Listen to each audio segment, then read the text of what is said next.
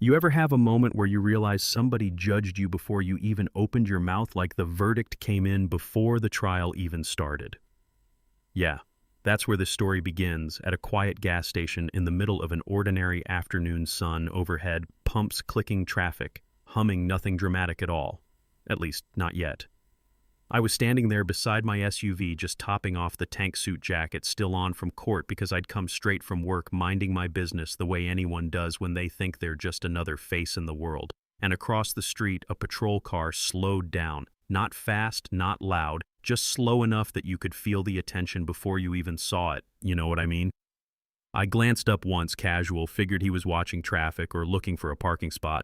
But he didn't keep driving. He turned in, rolled across the lot, and stopped a few steps from me, like he'd already decided I was the most interesting thing there. He stepped out, hand resting on his belt, eyes scanning me, then the car, then me again, and the first thing he said wasn't hello, wasn't afternoon, wasn't anything. A normal person says when they approach another human being, it was, "That your car?" And I remember thinking, that's a strange opener, but I said yes. Calm, polite, because why wouldn't I be? And he tilted his head, looked at the badge emblem on the hood, then back at me and said, "You serious?" And right there, that tone, that little edge, that's when I felt it. That invisible shift, that moment you realize this isn't curiosity, it's suspicion wearing curiosity's coat. He started circling the vehicle slow, like he expected it to confess something, and he goes, "That's a pretty expensive ride. How does a guy like you end up with something like this?" And when someone says a guy like you don't have to ask what they mean. You feel what they mean. Still, I gave him the chance. I said, "What do you mean by that?" And he shrugged, like it was nothing, said he was just asking questions. But questions don't usually come loaded like that, you know? I could see a couple by the next pump starting to glance over. Not staring. Just that sideways curiosity people get when tension sneaks into a place that's supposed to be boring, and he says, "License and registration." So I ask if I'm being stopped for something, and he says, "Cars like this get stolen all the time, usually by your type." And there it is, out in the open, ugly and plain like a stain he didn't even bother to wipe away. Now inside, I felt that familiar heat, that old frustration a lot of folks know, but don't talk about, the kind that says, don't react, stay steady, don't give them the reaction they expect. So I just reached in my pocket, pulled out my key fob, clicked it. Lights flashed, mirrors folded proof. Sitting right there, blinking in chrome reflections, and he barely looked. Just said, "That proves access, not ownership." Which is when I realized nothing I showed him was going to matter because he'd already decided the ending of the story. I told him calmly he approached me because of what I look like standing next to this car. He said he approached because something didn't add up. I asked what didn't add up. He said, "Me, just me," like that was evidence. And I remember thinking, wow, this is really happening. This isn't a misunderstanding. This is a conclusion, looking for justification. I told him the interaction was being recorded. He tapped his body cam and said, "Good," and I swear the air changed right then, because once something's on record, words start weighing more. He took my ID, turned it over like it might be fake. Asked what I did for work. I said, "Downtown." He said, "Doing what I said, I preside." He squinted like I'd spoken another language. "Preside over what, a courtroom?" And he laughed. Not a friendly laugh, the kind that says, "You must think I'm stupid." And he goes, "You don't look like a judge." And I said, "What does a judge look like?" And he didn't answer, because there's never an answer to that question that sounds good out loud. He radioed dispatch to run my plate, but didn't wait for them to respond. Instead, he stepped closer and told me to turn around. I asked for what reason. He said I was being detained. I asked for what crime. He said suspicion. I asked suspicion of what. He said vehicle theft. Just like that, like it was obvious, like he'd caught me red-handed instead of pumping gas on a Tuesday afternoon. I told him calmly that detention was unlawful, he said. Save it for court. And before I could even take another breath, I heard metal click cuffs tightening around my wrists. Right there in the sunlight, people watching phones slowly lifting, because nobody expects to see a man in a suit get handcuffed beside a luxury car unless something wild is happening. He guided me to the cruiser, opened the back door, said I should have told the truth. I said I did.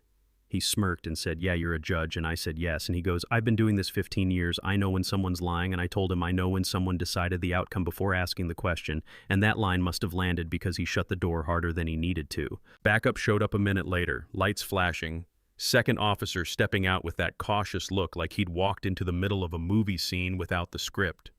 He asked what was going on. First officer said possible stolen vehicle. Second officer looked at me through the window and asked what happened. I told him I was fueling my car, and his partner decided I must have stolen it first. Officer jumped in saying that's not what he said. I told him he implied it repeatedly. Second officer asked what triggered the stop, and the first officer actually said it said I didn't look like I should own it. And even the second officer shifted at that one, because some sentences sound worse the second time they're spoken out loud. Then the radio crackled. Dispatch returning the plate registered owner confirmed my name, and then dispatch added, "You might want to uncuff him." And the first officer frowned and said, "Why?" And dispatch said, "Because that registered owner is a federal judge." And I wish you could have seen his face right then. Not because I wanted him embarrassed, but because it was the exact moment certainty turned into doubt. The second officer looked at him and said, "You cuffed a federal judge." First officer muttered, "The database could be wrong."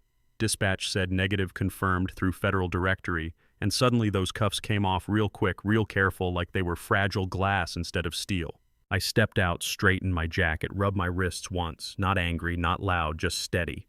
And I told him, "You detained me," he said. "Yes." I said, "You accused me of stealing my own vehicle." He said he suspected. I said, "You said people like me don't drive cars like this." Silence, crowd listening. Now phones pointed openly, and I told him he placed me in restraints without verifying identity or probable cause, and he did it because of what I look like standing next to a car, and he stared at the pavement because there wasn't anywhere else to look. The second officer tried to call it a misunderstanding. I told him a misunderstanding requires uncertainty. This was certainty, and that line hung there like a bell ringing. I reached into my pocket, slow. They tensed. I handed over a card, told them it was my chamber's contact information, and they'd probably be needing it. Then I looked at the first officer and said, "You thought a man like me couldn't afford that car, and now you're about to learn how expensive that assumption can be." And I got in my SUV and drove away, engine quiet, hands steady on the wheel, heart calm, because I'd seen that kind of moment before in different forms my whole life. By the next morning, the footage was everywhere. Body cam cell phones, security video, all of it lining up like witnesses in a courtroom. Internal Affairs opened an investigation before lunchtime. By evening, he was on leave. A few weeks later, the findings came back. Policy violations, unlawful detention, biased policing, failure to verify identity termination, effective immediately, 15 years on the job gone, because of one decision made in a parking lot based on a guess dressed up as instinct. Then came the lawsuit, filed quietly. No press tour, no dramatic speeches, just evidence and patience, and months later the city settled before trial. 8 figures, mandatory reforms, new training protocols, policy revisions, all because one encounter proved something bigger than one officer. It proved how fast authority can turn into abuse when assumption steps in front of evidence. Life moved on like it always does. That gas station still pumps fuel. People still stop there without knowing what happened on that concrete. And I went back to work the next week, same bench, same cases, same responsibility, because that moment didn't change who I was. It just revealed who he was. Someone asked me later if I expected it to go that far, and I told them accountability has a price, and sometimes people only learn when they have to pay it. Now here's the part that sticks with folks. Some say the officer got what he deserved. Others say he was just doing his job, and maybe that's the real question, sitting underneath all of this. When does suspicion become prejudice, and when does a guess become a decision you can't take back? Because I promise you this, assumptions always feel small when we make them. They feel harmless, logical routine until one day they cost somebody everything. So, I want to know what you think honestly. If you'd been standing there watching it unfold, would you have stepped in? Would you have said something, or would you have stayed quiet and looked away?